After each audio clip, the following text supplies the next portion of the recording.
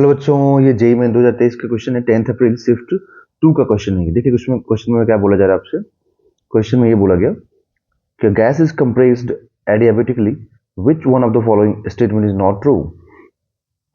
जब हम adiabatic compression करेंगे तो सबसे पहली बात कि एडियाबेटिक प्रोसेस होता क्या है, मैं आपको ये समझा दूं। तो एडियाबेटिक प्रोसेस में यहाँ पर जो क्यू है ना, ये क्यू कांस्टेंट होता है। एडियाबेटिक प्रोसेस में क्यू कांस्टेंट होगा, दैट मीन्स कि डेल्टा क्यू क्या होगा, 0 होगा। तो फर्स्ट लॉ ऑफ थर्मोडायनेमिक्स के according, first law of thermodynamics मतलब जिसको हम फ्लोट बोलते हैं, इसके अकॉर्डिंग क्या होता है कि किसी भी सिस्टम से हीट लेते हैं या सिस्टम को हीट देते हैं तो वो दो पार्ट में डिस्ट्रीब्यूट हो जाता है। ठीक है, एक पार्ट यहां पर हो जाएगा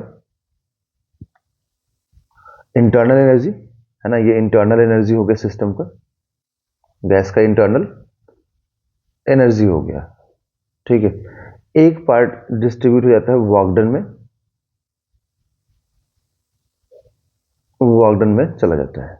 ओके, तो ये दो पार्ट में तो चला गया हीट, बट यहां पर क्या बोला है कि एडियाबेटिक प्रोसेस है, दैट मीन्स कि डेल्टा क्यू 0 होगा। तो अगर डेल्टा क्यू 0 होगा तो यहां पर ये पार्ट को 0 करना पड़ेगा, तो delta U plus delta W, that means कि delta U is equal to negative of delta W, है ना। ये हो गया इक्वेशन नंबर 1। अब यहीं से सारा चीज डिसाइड हो पाएगा कि क्या होने वाला है क्या नहीं होने वाला है। ओके, तो कंप्रेशन हो रहा है ना। देखिए यहां पर हो क्या रहा है, कंप्रेशन। तो अगर एडियाबेटिक कंप्रेशन होगा, अगर यहां पर एडियाबेटिक कंप्रेशन है ये, तो कंप्रेशन का मतलब होता है वॉल्यूम का डिक्रीज होना। ओके, तो बच्चों अगर वॉल्यूम डिक्रीज होगा दैट मीन्स कि वर्क डन क्या हो जाएगा, नेगेटिव। तो अगर वॉल्यूम डिक्रीज, क्योंकि ये P इंटू डेल्टा वी होता है ना वर्क डन का फॉर्मूला, तो अगर वॉल्यूम डिक्रीज होगा, देखिए यहां पर, तो ये लिखेंगे हम लोग क्या कि फाइनल माइनस इनिशियल, है ना, चेंज इन वॉल्यूम ये लिखेंगे हम लोग। बट यहाँ पर क्या बोला गया कि वॉल्यूम डिक्रीज है, दैट मीन्स कि final will be less than initial. तो अगर ऐसा होगा तो डेल्टा वी क्या हो जाएगा, नेगेटिव। और अगर डेल्टा वी नेगेटिव होगा तो फिर वर्क डन भी क्या आ जाएगा, जो वर्क डन आ जाएगा वो नेगेटिव आ जाएगा। और वर्क डन अगर नेगेटिव आ गया, ठीक है, तो यहाँ पर एक बात और आपको ध्यान रखना पड़ेगा कि वर्क डन नेगेटिव आ गया तो जो पोटेंशियल एनर्जी का, सॉरी, जो इंटरनल एनर्जी का जो चेंज है ना, वो पहले से ही नेगेटिव है।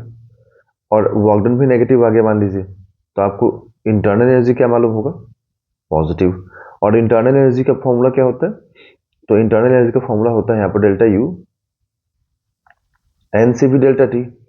ठीक है, मतलब इंटरनल एनर्जी यहाँ पर डेल्टा टी पे डिपेंड करता है ना। तो इंटरनल एनर्जी पॉजिटिव तभी होगा जब ये डेल्टा टी पॉजिटिव होगा। और डेल्टा टी पॉजिटिव, ये पॉजिटिव मैं आपको दिखा दूं, ये पॉजिटिव तभी होगा, ठीक है, जब फाइनल माइनस इनिशियल लिखते हैं ना हम लोग, तो यहाँ पे जब फाइनल टेम्परेचर क्या हो, ज्यादा हो इनिशियल से। और फाइनल टेम्परेचर ज्यादा तब हो सकता है जब टेम्परेचर क्या हो, राइज करे। ठीक, समझ में आया। तो अब एक बार ऑप्शन पे आइए फिर देखते हैं और, ठीक है। तो यहाँ पर there is no heat supply to the system, yes, ये करेक्ट है, ये करेक्ट है ना, क्योंकि यहाँ पे हीट सप्लाई नहीं हो रहा है। देखो डेल्टा क्यू 0 हो गया। टेम्परेचर तो गैस इंक्रीजेज, ये भी करेक्ट है। हम लोग से इनकरेक्ट पूछा है, ध्यान रखिएगा। The change in internal energy is equal to work done on the gas, ये भी ठीक है, क्योंकि जो चेंज इन इंटरनल एनर्जी है वो वर्क डन के बराबर है। देखिए यहाँ पर निकाल रखा हम लोगों ने। There is no change in internal energy, नहीं ये गलत हो गया, ये गलत हो गया। ठीक है, तो यहाँ पर जो पूछा है हम लोगों से कि स्टेटमेंट कौन सा इनकरेक्ट है, तो इनकरेक्ट स्टेटमेंट में एक ही ऑप्शन यहाँ पर देखिए पूछा है ना कि नॉट ट्रू, तो नॉट ट्रू में एक ही ऑप्शन मैच करेगा, ऑप्शन नंबर 4, क्योंकि यहाँ पे इंटरनल एनर्जी चेंज हो रहा है बट ऑप्शन नंबर 4 में बोला कि चेंज नहीं हो रहा है। दैट मीन्स की right answer is option number 4।